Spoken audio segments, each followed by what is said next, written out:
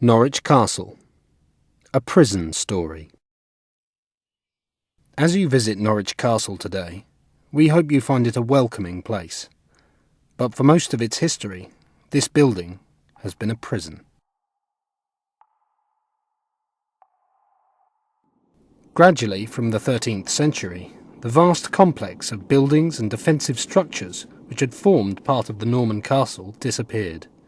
These artists' impressions show the city encroaching on the north and west sides, until only the keep remained.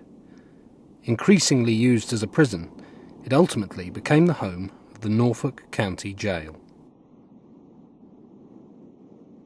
One of the castle's most famous prisoners was Robert Kett. When his popular rebellion in 1549 was crushed by the king's armies, he was executed here, his fate now commemorated by a plaque near the entrance.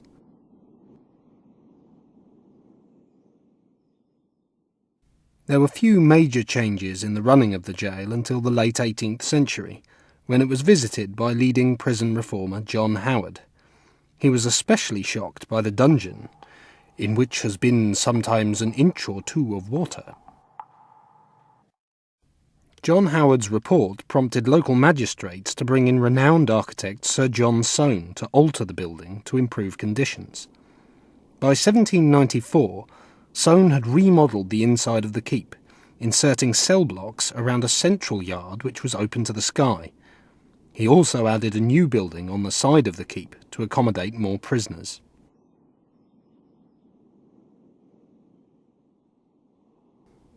Soane's new wing was soon overcrowded and outdated, however.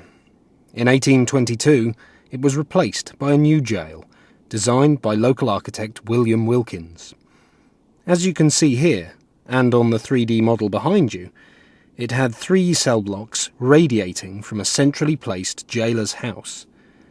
This shape reflected the latest international thinking in prison design. Each cell block housed a different category of inmate, such as debtors or women prisoners.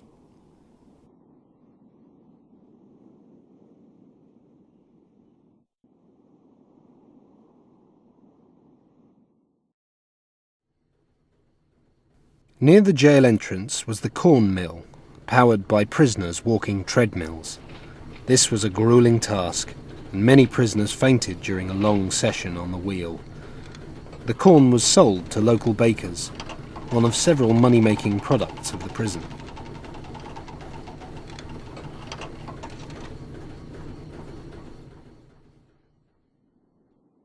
Exercise sessions were included in the daily routine for prisoners. Between the cell blocks were small exercise yards, each one visible from a ground floor window in the jailer's house. The jailer could therefore check on each yard from his own home.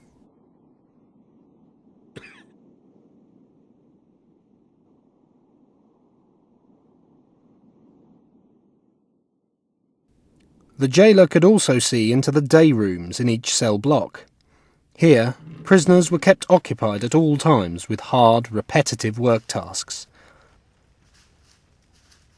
This bill, for example, advertises mats and matting made at Norwich Castle. Simple meals were also served here at set times in the day.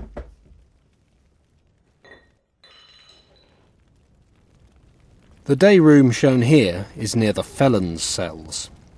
These prisoners had committed a range of crimes, such as theft and burglary. The cell reconstructed in this gallery is a felon's cell.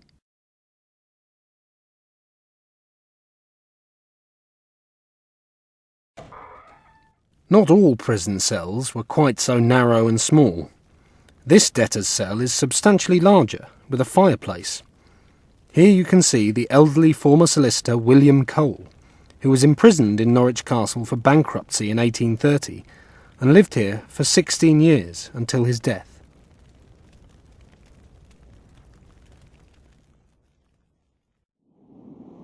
The chapel was on the upper floor of the jailer's house, accessed across bridges from the cell blocks. Here you can see the chapel around 1880, with a turnkey taking his position before one of the daily services. A chair just like this one can be seen in the gallery.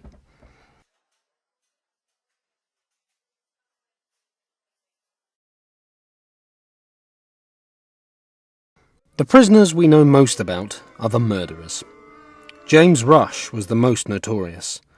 The Stanfield Hall murders took place in November 1848, when a masked intruder, later identified as Rush, burst into Stanfield Hall near Wyndham, shooting dead Isaac Jermy and his son. Further shots wounded a woman servant and the younger Mrs. Jermy. Rush's trial and subsequent execution made national headlines and attracted thousands of people to the city. Rush is one of 17 murderers buried in the castle. The evidence of the castle's life as a prison is all around you as you visit today. As you approached the castle, you probably walked over the spot on the bridge where hangings took place up to 1867. In the central rotunda space, the light wooden flooring under your feet shows the location of the jailer's house.